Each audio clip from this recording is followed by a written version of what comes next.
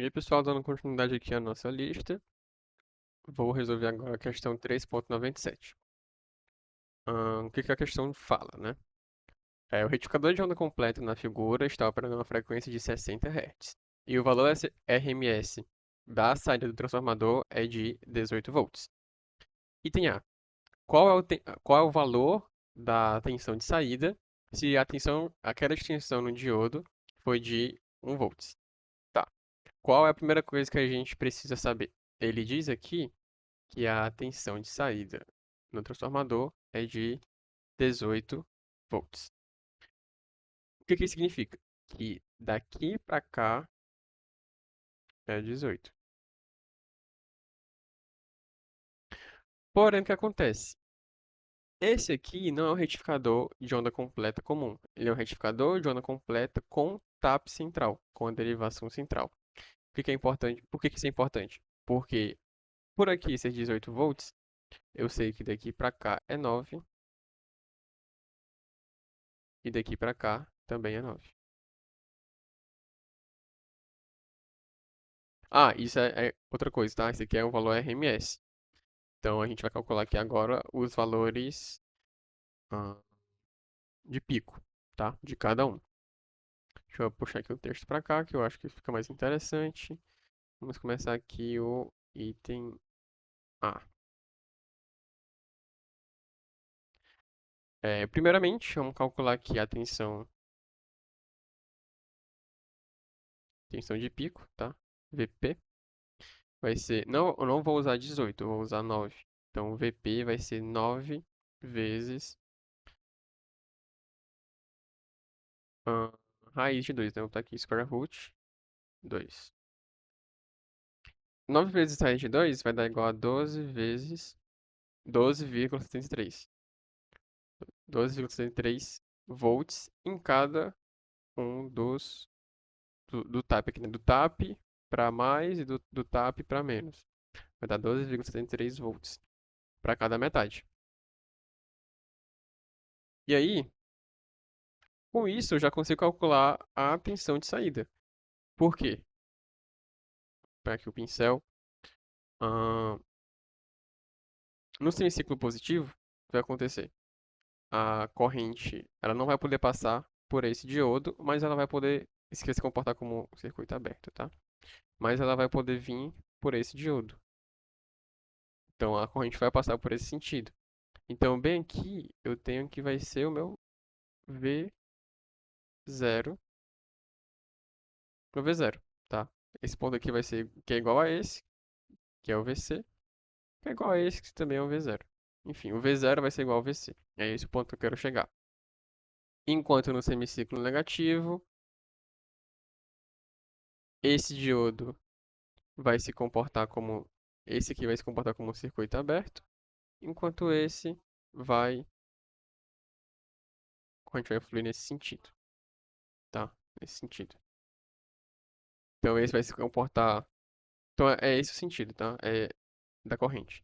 No semiciclo positivo, esse fica como um circuito aberto, esse fica como um circuito fechado. No semiciclo negativo, esse fica como um circuito aberto e esse de cima fica como um circuito fechado. Isso acontece porque o catodo deles está apontando para a fonte. Se fosse o contrário, ele operaria no sentido normal, né? Semiciclo positivo, esse estaria operando, esse aqui estaria desligado. No semiciclo negativo, esse estaria operando, esse estaria desligado.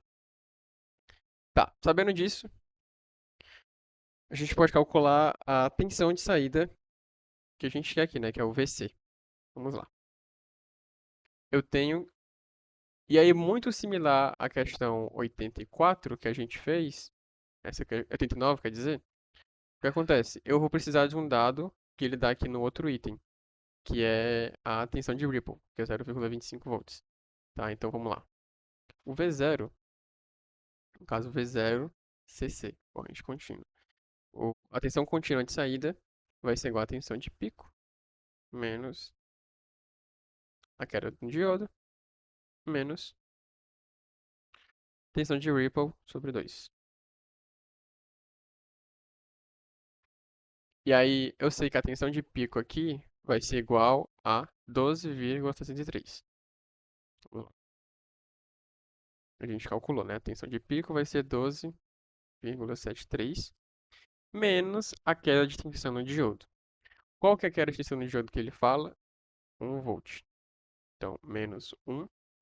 Aí vocês perguntam, ah, mas tem dois diodos na questão. Tá, mas vamos analisar que um está operando como circuito fechado, né? Um está operando realmente, enquanto o outro está operando como circuito aberto, o outro está desligado. Então, um diodo está funcionando, enquanto o outro não está. Então, por isso que a queda de tensão continua sendo somente em um diodo, porque um está desligado e o outro está ligado.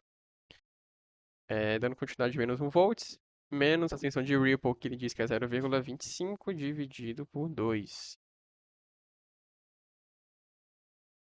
E aí, isso aqui tudo, eu vou ter que o V0cc, que é a tensão de saída CC, vai ser igual a 11,6, tá?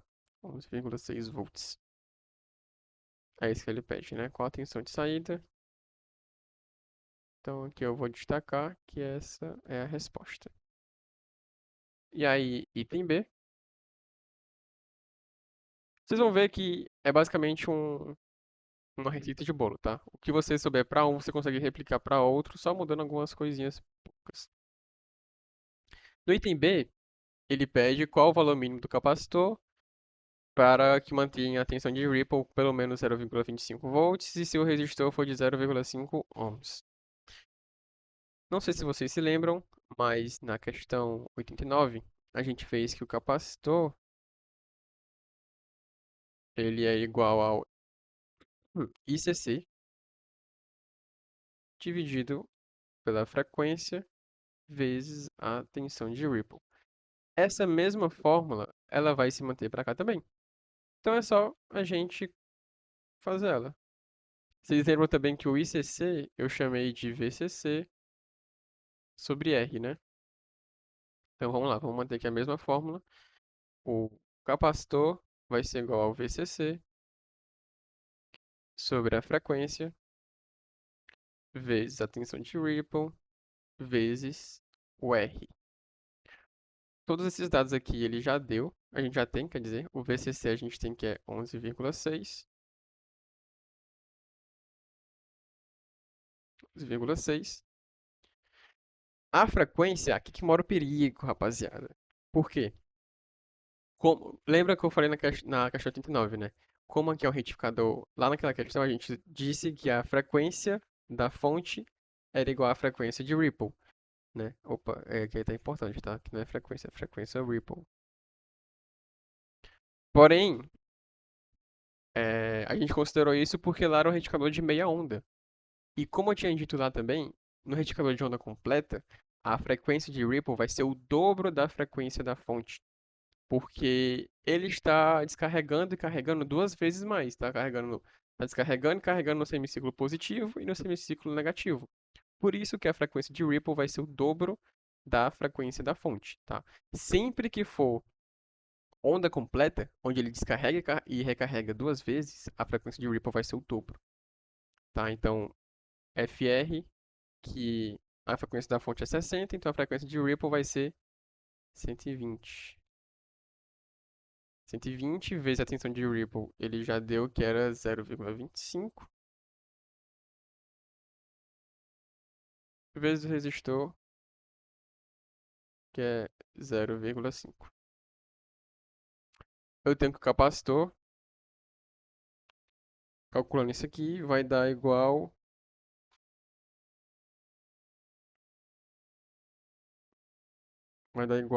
a 0,74. 774, quer dizer. 0,774 faradays, que é a mesma coisa que 774 milifarads.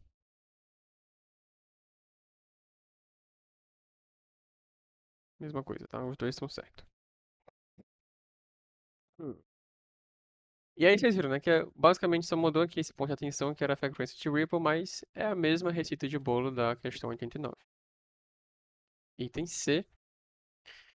No item C, ele pede a mesma coisa, se não me engano, da questão anterior, né? Que é a tensão, é o PIV, que é a tensão de pico inversa do diodo. Tá, vamos analisar aqui. Vocês se lembram que para calcular a tensão de pico inversa,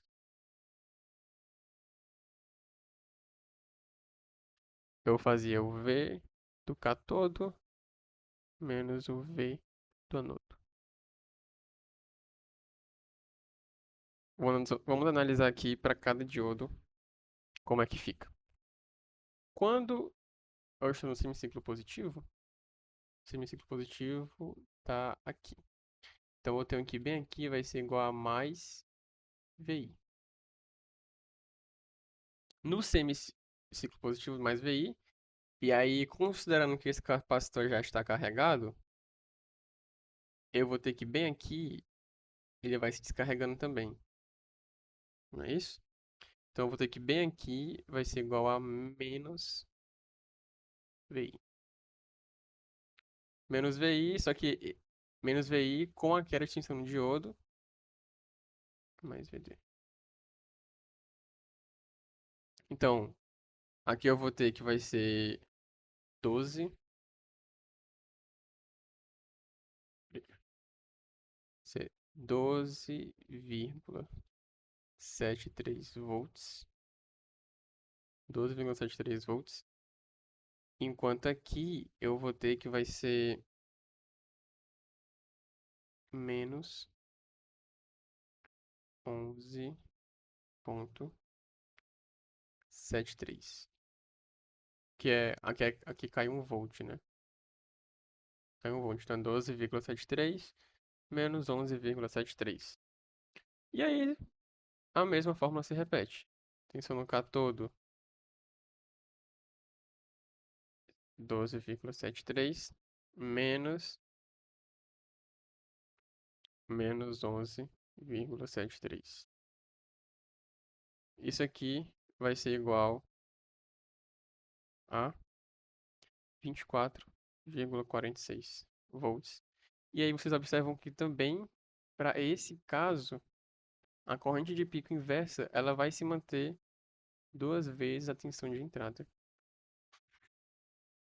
Proporcional duas vezes, né? Obviamente não vai ser exatamente porque tem aquela de tensão no diodo. Mas, considerando o diodo ideal, ela se manteria como duas vezes a tensão de entrada. Tá? Então, essa vai ser a tensão de pico inversa no diodo. E aí, novamente, eu não vou fazer o item D e o item E, porque são duas coisas que o professor não solicita nem na prova e também não disse que não ia cobrar, né? Ele disse que não ia cobrar e também não explicou. Então, por causa desses fatores, não vou fazer nem o item D e nem o item E. E aí é isso.